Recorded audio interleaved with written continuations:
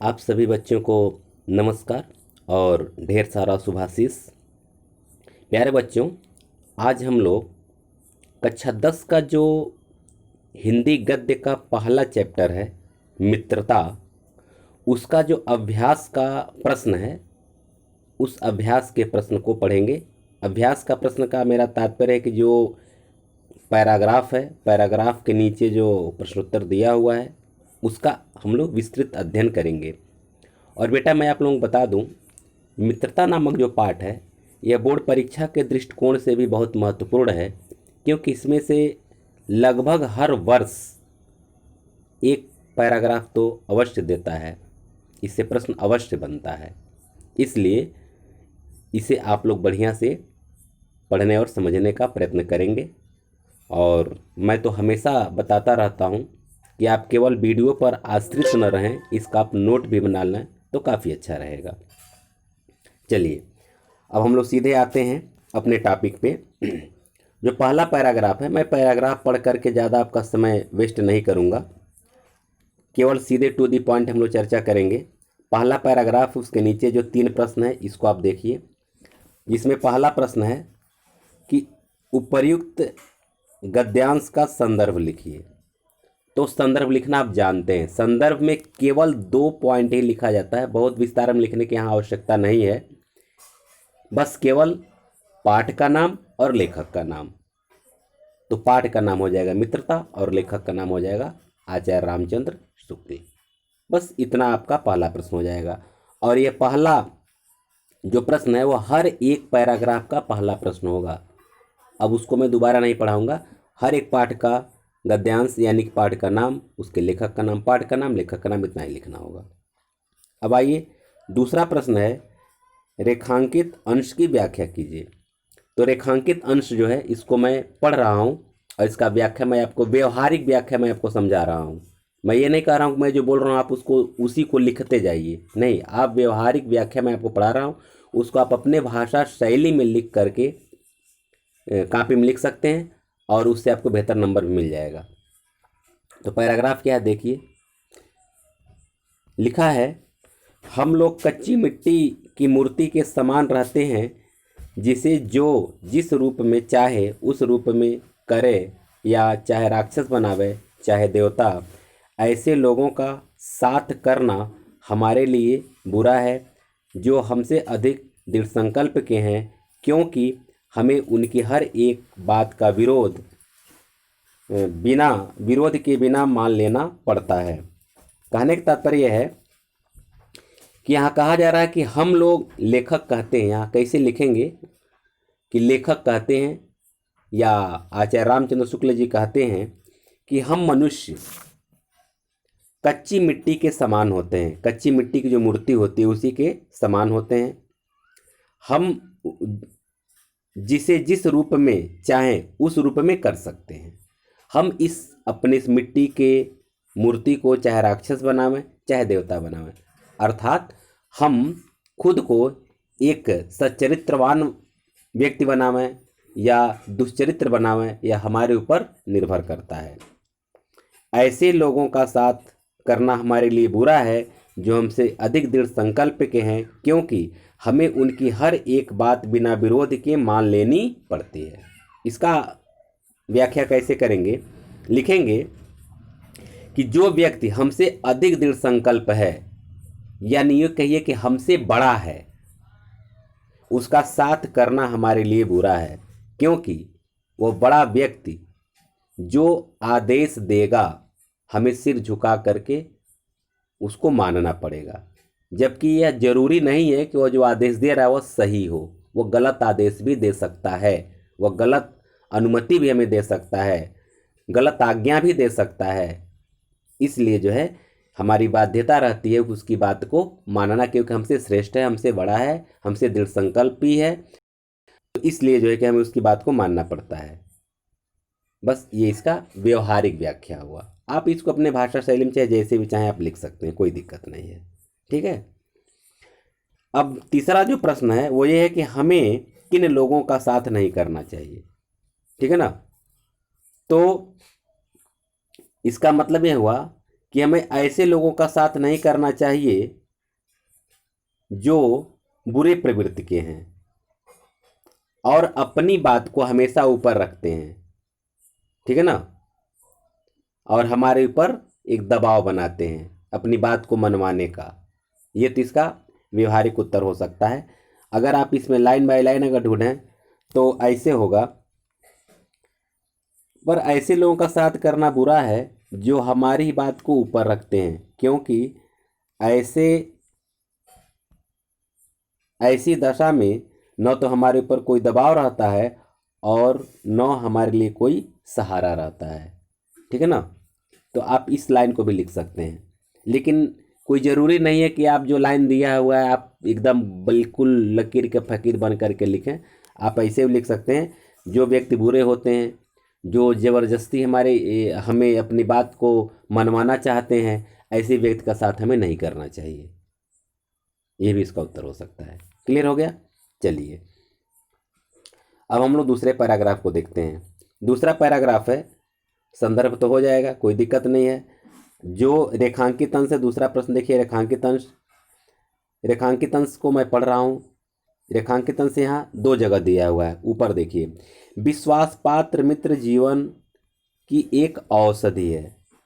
विश्वास पात्र मित्र क्या है? जीवन की एक औषधि है। एक पैराग्राफ ये है, मतलब एक लाइन ये है। तो अब देखिए, औषधि का मतलब होता है दवा, और दवा का काम क्या होता है? बीमार को ठीक करना।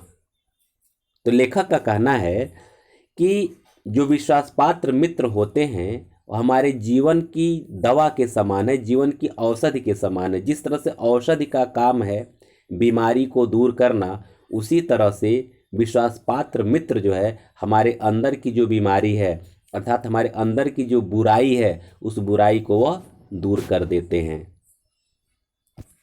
और जो अगला रेखांकित अंश है यहाँ नीचे देखिए, सच्ची मित्रता में उत्तम से उत्तम वैद्य की सी निपुणता और परख होती है, अच्छी से अच्छी माता का सा धैर्य और कोमलता होती है। ऐसी ही मित्रता करने का प्रयत्न प्रत्येक पुरुष को करना चाहिए। ये दोनों आप एक ही में लिखेंगे, भले ही अलग अलग रेखांकित पंक्ति दिया हुआ है, लेकिन दोनों का उत्तर आप एक में ही लिखेंगे, दोनों का व्याख्या आप एक में ही लिखेंगे।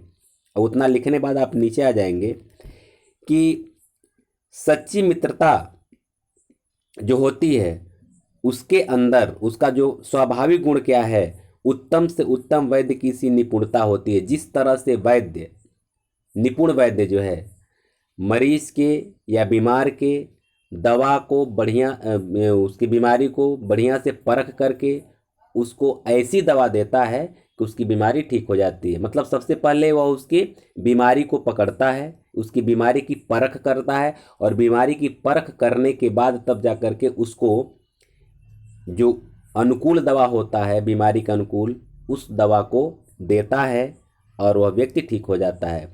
उसी तरह से जो सच्चे मित्र होते हैं वह अपने मित्र के हर एक गुण और दोषों से वाकिफ़ होते हैं, उनके गुण और दोष को जानते हैं और उसके दोष को दूर करने का प्रयत्न करते हैं। उसके अंदर जो मतलब विश्वास पात्र मित्र होते हैं, जो सच्चे मित्र होते हैं, उसके अंदर माता जैसा धैर्य भी होता है और माता जैसी कोमलता भी होती है। जैसे माता जितनी धैर्यवान होती है कि अगर उसका पुत्र उसके साथ किसी प्रकार का अनैतिक कार्य भी करता है, उसका बाल पकड़ के अगर मारता, छोटा बच्चा अगर है तो फिर भी माता का दुलार कम नहीं होता है। धैर्य के साथ जो है कि उसको समझा कर, बुझा कर, प्यार से उसको जो कहती है, बेटा ऐसा नहीं करना चाहिए, ये गलत चीज़ है, गंदी आदत है, हम तुम्हारी मम्मी हैं, तुम्हें हमारा बाल नहीं खींचना चाहिए। मैं एक व्यवहारिक बात मैं बता रहा हूँ, ठीक है ना। तो ये माता जैसा धैर्य होता है और उसकी जैसी कोमलता भी होती है। जिसे माँ अपने बेटे के साथ कभी कठोरता का व्यवहार नहीं करती। अगर कभी बेटा कभी गलती करता है तो कभी कभी अगर वो डांट फटकारती है या फिर मारती है, तो इसका मतलब ये नहीं उसका स्नेह कम होता है। वह उसको सही रास्ते पर लाने के लिए थोड़ा कठोरता का व्यवहार करती है, लेकिन वास्तव में उसका हृदय कोमल होता है। उसी तरह से एक सच्चा मित्र होता है। ऐसी ही मित्रता करने का प्रयत्न प्रत्येक पुरुष को करना चाहिए। लेखक आगे कहते हैं, हमें ऐसी ही मित्रता का प्रयत्न करना चाहिए। क्लियर हो गया।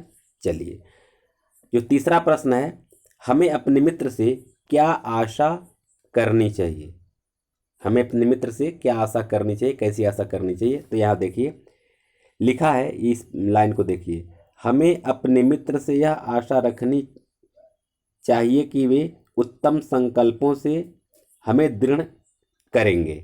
ठीक है ना, आप सीधे इसी लाइन को लिख सकते हैं, हमें अपने मित्रों से यह आशा रखनी चाहिए कि वे उत्तम संकल्पों से हमें दृढ़ करेंगे। ठीक है, अथवा जो अगला प्रश्न अथवा करके, लेखक ने सच्ची मित्रता की तुलना किससे की है। तो लेखक ने सच्ची मित्रता की तुलना माँ से या निपुण वैद्य से की है। ठीक, फिर अथवा करके दिया जो तीसरा प्रश्न, विश्वासपात्र मित्र की तुलना किससे की गई है। तो विश्वासपात्र मित्र की तुलना जो है निपुण वैद्य से की गई है या उत्तम वैद्य से की गई है। ये इसका उत्तर हो गया। ठीक है, चलिए अगला हम लोग देखते हैं। गौ देखिए, उपयुक्त गद्यांश का संदर्भ हो जाएगा। गद्यांश का रेखांकित अंश देखिए, लिखा है, हमारे और हमारे मित्र के बीच सच्ची सहानुभूति होनी चाहिए। ऐसी सहानुभूति जिससे एक के हानि लाभ को दूसरा अपना हानि लाभ समझे। मित्रता के लिए आवश्यक नहीं कि दो मित्र एक ही प्रकार के कार्य करते हों या एक ही रुचि के हों। इसी प्रकार प्रकृति और आचरण की समानता भी आवश्यक या वांछनीय नहीं है। इसको कैसे लिखेंगे कि लेखक का कहना है, या आचार्य रामचंद्र शुक्ल जी कहते हैं कि हमारे और हमारे मित्र के बीच में एक सच्ची सहानुभूति होनी चाहिए और सहानुभूति बिल्कुल पवित्र होनी चाहिए कि एक मित्र दूसरे मित्र के लाभ हानि को अपना लाभ और हानि समझे। और सच्ची मित्रता स्थापित करने के लिए कोई आवश्यक नहीं कि दो मित्र एक प्रकार की रुचि रखने वाले हों, एक प्रकार का कार्य करते हों, या एक ही प्रकार का उनका स्वभाव है या एक ही प्रकार का उनका आचरण है, यह कोई ज़रूरी नहीं है। कभी कभी विपरीत आचरण वालों में भी बड़ी घनिष्ठता हो जाती है और सच्चे मित्र बन जाते हैं। बस ऐसे आप लिख देंगे। ठीक है, तीसरा जो देखिए, मित्र किसे कहते हैं। तो मित्र किसे कहते हैं, यह ऊपर के लाइन को थोड़ा सा फेर बदल करके आप उसको लिखेंगे। मित्र केवल उसे नहीं कहते जिसके गुणों की तो हम प्रशंसा करें पर जिससे हम स्नेह न कर सकें। मतलब ये कि सच्चा मित्र हम उसे कह सकते हैं, इसका उत्तर लिखेंगे, सच्चा मित्र हम उसे कहते हैं जिसके हम गुण की भी तारीफ करें और उसके दोषों को भी दूर करने का प्रयत्न करें या उसके दोषों को दिखावें। केवल गुण की तारीफ करना ही सच्चे मित्र का कर्तव्य नहीं है, और उसके दोषों को दिखा करके उसके दोषों को दूर करने का प्रयत्न भी उसे करना चाहिए। तो उसको एक लाइन में यही लिख सकते हैं कि सच्चा मित्र वह होता है या मित्र उसे कहते हैं जो अपने मित्र के गुण की तो तारीफ करे लेकिन उसके दोषों को भी इंगित करे। बस इतना इसका उत्तर हो जाएगा। बी है, हमारे और हमारे मित्र के बीच कैसी सहानुभूति होनी चाहिए। कहते हैं हमारे और हमारे मित्र के बीच सच्ची सहानुभूति होनी चाहिए। बस कैसी सहानुभूति होनी चाहिए, तो सच्ची सहानुभूति होनी चाहिए। बस ये इसका उत्तर हो जाएगा। आगे बढ़ते हैं, घ को देख लेते हैं। घ में संदर्भ हो जाएगा आपका, रेखांकित अंश देख लीजिए। यह कोई बात नहीं कि एक ही स्वभाव और रुचि के लोगों में ही मित्रता हो सकती है। समाज में विभिन्नता को देखकर लोग एक दूसरे की ओर आकर्षित होते हैं। देखिए इसका व्याख्या कैसे करेंगे कि लेखक कहते हैं कि यह कोई जरूरी नहीं है कि एक ही स्वभाव और एक ही रुचि के लोगों में सच्ची मित्रता हो सकती है। कभी कभी ऐसा होता है कि समाज में विभिन्नता देखकर भी लोग एक दूसरे की ओर आकर्षित होते हैं। अर्थात जो गुण हमारे अंदर नहीं होता है, हम वो दूसरे के अंदर देखते हैं, तो उस गुण को आत्मसात करने के लिए भी हम उस व्यक्ति के मित्र बन जाते हैं। या हम निर्बल हैं और कोई व्यक्ति सबल है तो भी हम उसे मित्रता स्थापित कर सकते हैं, क्योंकि समय आने पर वह हमें सुरक्षा प्रदान करेगा। तो कहने का तात्पर्य है कि विरोधी स्वभाव के हैं, अलग अलग रुचि है, लेकिन फिर भी गाढ़ी मित्रता हो सकती है, सच्ची मित्रता हो सकती है। ऐसे इसका व्याख्या कर देंगे। क्लियर हो गया। तीसरा देखिए, लेखक के अनुसार समाज में विभिन्नता को देखकर एक दूसरे की ओर क्यों आकर्षित होते हैं? तो लिखेंगे कि लेखक के अनुसार समाज में विभिन्नता को देखकर लोग एक दूसरे के गुणों की ओर क्यों आकर्षित है? उन्हें एक दूसरे के गुणों को देख करके आकर्षित होते हैं। माने गुण ही एक ऐसा चीज है कि जो गुण हमारे अंदर नहीं है वो दूसरे के अंदर है, उसको देखकर हम आकर्षित हो जाते हैं। ठीक है, ऐसे इसका उत्तर लिख देंगे। चलिए आगे बढ़ते हैं। अंग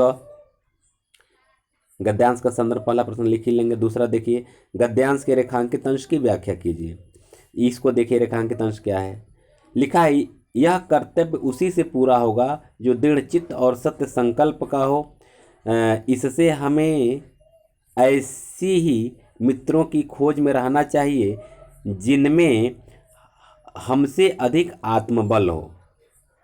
तो यह थोड़ा सा बीच से दिया हुआ है, उसके आगे की पंक्ति को मैं पढ़ रहा हूँ तो वहाँ से उसका व्याख्या सही आएगा। देखिए, मित्र का कर्तव्य इस प्रकार बताया गया है कि उच्च और महान कार्य में इस प्रकार सहायता देना, मन बढ़ाना, साहस दिलाना कि तुम अपनी निज की सामर्थ्य से बाहर काम कर जाओ। ये लिखा है। उसके बाद आपका रेखांकित अंश दिया हुआ है। तो अब ये लिखेंगे किस तरह से, उसके पहले से इसका उल्लेख करेंगे तभी इसका व्याख्या सही होगा। तो लिखेंगे कि एक सच्चे मित्र का यह कर्तव्य है कि अपने मित्र को हमेशा सहायता प्रदान करे, उसका हमेशा मन उच्चाशय रखे, हमेशा उसे साहस दिलाता रहे और उसे एहसास दिलाता रहे तो अपने सामर्थ्य से भी ज़्यादा बड़ा काम कर सकते हो। और यह काम उसी व्यक्ति से हो सकता है जो स्वयं दृढ़ चित्त का हो, सत्य संकल्पी हो, माने सत्य का संकल्प करने वाला हो, दृढ़ चरित्र वाला हो। और ऐसे मित्र की खोज हमें हमेशा करते भी रहना चाहिए जो हमसे अधिक दृढ़ संकल्पी हों, हमसे अधिक सत्य का संकल्प करने वाले हों और जिनमें हमसे अधिक आत्मबल हो। ऐसे लोगों से ही मित्रता करनी चाहिए। यह आपका व्याख्या हो जाएगा। तीसरा देखिए, हमें कैसे मित्रों की खोज में रहना चाहिए। तो बस इसका उत्तर आप यहाँ भी लिख सकते हैं। हमें ऐसे मित्रों की खोज में रहना चाहिए जिनमें हमसे अधिक आत्मबल हो। ये इसका उत्तर हो गया। आगे देखिए, देखिए, गद्यांश का शीर्ष संदर्भ आप लिख लेंगे। गद्यांश का रेखांकित अंश देखिए, जिनकी आत्मा अपने इंद्रिय विषयों में लिप्त है, जिनका हृदय नीचाशयों और कुत्सित विचारों से कलुषित है, ऐसे नासोन्मुख प्राणियों को दिन दिन अंधकार में पतित होते देख कौन ऐसा होगा जो न तरस खाएगा। इसको कैसे लिखेंगे कि लेखक कहते हैं कि जिस व्यक्ति की आत्मा अपने इंद्रिय विषयों में ही लिप्त रहती है, माने अपने भोग विलास में ही 24 घंटा डूबा रहता है, भोग विलास के बारे में ही हमेशा सोचता रहता है और उसका हृदय निम्न कोटि का है, वह दूसरों को हमेशा दूसरों की बुराई के बारे में सोचता रहता है, दूसरों को नीचा दिखाने का ही प्रयत्न करता रहता है और कुत्सित विचारों से युक्त होता है, माने उसके विचार हमेशा बुरे विचार होते, दूसरों के प्रति उसका विचार हमेशा बुरा होता है। ऐसा व्यक्ति स्वयं का नाश करने वाला होता है, माने अपने आत्मा का सर्वनाश करने वाला होता है। और ऐसे व्यक्ति को दिन दिन अंधकार के गड्ढे में गिरता हुआ देख करके, माने उसका नाश होता हुआ देख करके कौन ऐसा व्यक्ति होगा जो उसके ऊपर तरस नहीं खाएगा। अर्थात हर एक व्यक्ति उसको देख करके तरस खाएगा कि यह बेचारा सर्वनाश के गड्ढे में गिरता हुआ चला जा रहा है अपने कर्मों के अनुसार, यानी उसका बुरा कर्म है तो बुरा कर्म कर रहा है इसलिए सर्वनाश के गड्ढे में जा रहा है, लेकिन उसको देख करके हर व्यक्ति तरस खाएगा। ये इसका व्याख्या हो जाएगा। जो प्रश्न है, हमें किस प्रकार के प्राणियों का साथ नहीं करना चाहिए, ठीक है ना। तो हमें इसका उत्तर ये लाइन बाय लाइन कहीं नहीं मिलेगा, बस ऐसे लिख सकते हैं, जो व्यक्ति अपने इंद्रिय विषयों में हमेशा लिप्त रहता है, जिसका हृदय हमेशा निचाशय रहता है, ऐसे व्यक्ति या ऐसे प्राणियों का साथ नहीं करना चाहिए। ठीक है, चलिए आगे बढ़ते हैं। 6 देखिए, इसका रेखांकित देखिए। कुसंग का ज्वर सबसे भयानक होता है। यह केवल नीति और सद्वृत्ति का ही नाश नहीं करता, बल्कि बुद्धि का भी क्षय करता है। किसी युवा पुरुष की संगत यदि बुरी होगी तो वह उसके पैरों में बंधी हुई चक्की के समान होगी, जो उसे दिन दिन अवनति के गड्ढे में गिराती जाएगी। यह बहुत इम्पॉर्टेंट पैराग्राफ है। पैराग्राफ तो बहुत छोटा है, लेकिन परीक्षा में अक्सर पूछा जाता है, बोर्ड परीक्षा में। तो इसको ज़रा ध्यान से सुनेंगे, ध्यान देंगे और इस पर फोकस भी करेंगे, तैयार करेंगे बढ़िया से। कहते हैं कुसंग का ज्वर सबसे भयानक होता है। ज्वर का मतलब बुखार। तो कह रहे कुसंग माने बुरी संगत का जो बुखार होता है, बुखार का तात्पर्य यहाँ साथ से है, माने बुरे लोगों का साथ जो है बहुत खतरनाक होता है। वह केवल हमारी नीति और सद्वृत्ति का ही विनाश नहीं करता है, माने हमारे सच्चे नीति का भी विनाश कर देता है, हमारे अच्छे स्वभाव का भी विनाश कर देता है, और इतना ही नहीं, हमारी बुद्धि का भी क्षय कर देता है, माने हमारी बुद्धि का भी नाश कर देता है। और अगर कोई युवा पुरुष यानी कोई युवा व्यक्ति किसी बुरी संगत में अगर है, तो वह उसके पैरों में बंधी हुई एक ऐसी चक्की के समान है, जो हमेशा उसके अवनत के गड्ढे में, माने उसके विनाश के गड्ढे में गिराती हुई चली जाएगी। कहने का भाव यह है कि अगर किसी युवक का साथ अच्छा नहीं है, बुरे लोगों का साथ है, तो उसका विनाश होना तय है, और दिन प्रतिदिन वह विनाश के गड्ढे में गिरता हुआ चला जाएगा और उसे पता भी नहीं चलेगा। फिर जो तीसरा प्रश्न है, प्रश्नोत्तर है, कुसंग का क्या प्रभाव पड़ता है। ये देखिए, कुसंग का क्या प्रभाव पड़ता है। तो लिखेंगे कुसंग से हमारी नीति और सद्वृत्ति का नाश हो जाता है। बस एक लाइन में, यहीं से आप इसका उत्तर उठा लेंगे, इसी लाइन से। कुसंग से हमारी नीति और सद्वृत्ति का नाश हो जाता है। अथवा करके जो प्रश्न दिया है, कुसंग का प्रभाव व्यक्ति के जीवन पर किस प्रकार पड़ता है। तो उसको लिखेंगे कि कुसंग में रहने के कारण व्यक्ति दिन प्रतिदिन अवनत के गड्ढे में गिरता हुआ चला जाता है। जो बी है, कुसंग और अच्छी संगत में क्या अंतर है। तो लिखेंगे कि कुसंग से हम अवनत के गड्ढे में गिरते हैं, जबकि अच्छी संगत से एक दृढ़ सबाहों के समान होती है, जो हमेशा उन्नत की ओर अग्रसर करती है। ठीक है ना। यहाँ देख लीजिए, इसका यहाँ से जो पैराग्राफ जहाँ खत्म हो रहा है अंडरलाइन किया हुआ, वहाँ देखिए, यदि अच्छी होगी, यानी कि यदि अच्छी होगी मन कैसी मित्रता अच्छी होगी, सहारा देने वाले सुदृढ़ बाहों के समान होगी, उसे निरंतर उन्नत की ओर उठाती जाएगी। जिसको कैसे लिखेंगे कि कुसंग, फिर से देख लीजिए बी वाला उत्तर, कुसंग हमें हमेशा अवनत के गड्ढे में गिराती चली जाती है, जबकि अच्छी संगति एक ऐसे सुदृढ़ बाहों के समान होती है, जो हमेशा हमें उन्नति की ओर उठाती चली जाती है। बस इसी को आप लिख देंगे, आपका उत्तर हो जाएगा। जो देखिए, जो है इसमें भी 2 जगह अंडरलाइन किया हुआ है। देखिए, पहला है, जब एक बार मनुष्य अपना पैर कीचड़ में डाल देता है, तब फिर यह नहीं देखता कि वह कहाँ और कैसी जगह पैर रखता है। कहने का मतलब यह है कि जब एक बार व्यक्ति का पैर कीचड़ में पड़ जाता है, तो उसके आगे कितना हो कीचड़ क्यों ना हो, कितना हो गंदा जगह क्यों ना हो, फिर उसका पैर आगे पड़ता हो, चाहे उसको पैर रखने में नहीं, अगला पैर बढ़ाने में उसको फिर कोई संकोच नहीं रहता है। लेकिन जब तक उसके पैर में कीचड़ नहीं लगा रहता, तब तक वो कीचड़ में नहीं जाना चाहता है। अर्थात ये कि जब व्यक्ति के अंदर कोई बुराई आ जाती है, बुराई की प्रवृत्ति आ जाती है, एक भी बुराई अगर आ जाती है, तो धीरे धीरे वह बुराई की ओर अग्रसर होना शुरू कर देता है, बुराई की ओर आगे बढ़ना शुरू कर देता है। अगला जो रेखांकित अंश है, तुम्हारा विवेक कुंठित हो जाएगा, तुम्हें भले बुरे की पहचान न रह जाएगी, अंत में होते होते तुम बुराई के भक्त बन जाओगे।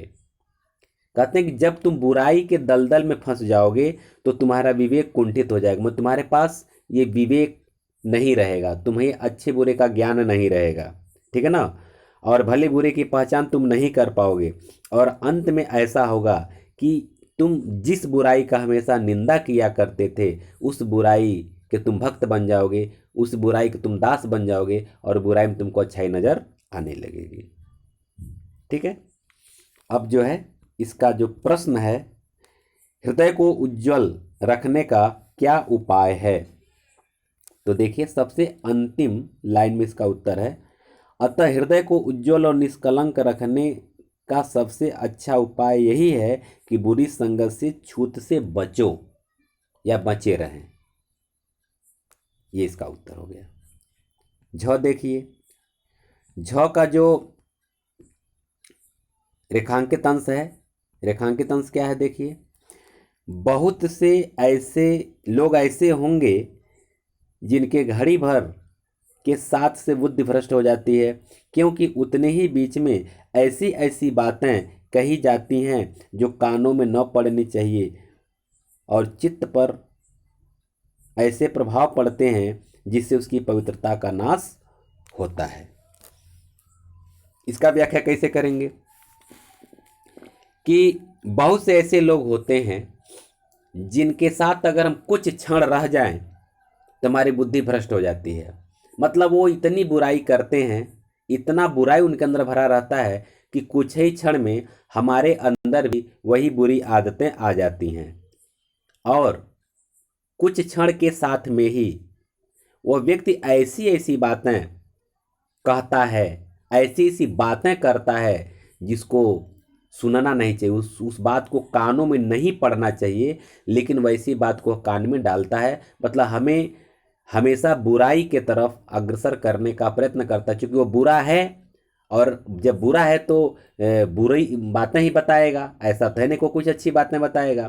तो इसलिए जो है कि वो हमसे ऐसी ऐसी बातें करता है कुछ ही क्षण का साथ होने में, जो बात कभी भी हमारे कान में नहीं पड़नी चाहिए, और उसकी बात का प्रभाव हमारे चित्त पर पड़ जाता है, और हमारी पवित्रता का वह क्या करता है, नाश कर देता है। हमारा हृदय जो अब तक पवित्र बना हुआ रहता है, उस पवित्र हृदय का वह नाश कर देता है, क्योंकि हमें बुरी बातों में फंसा देता है।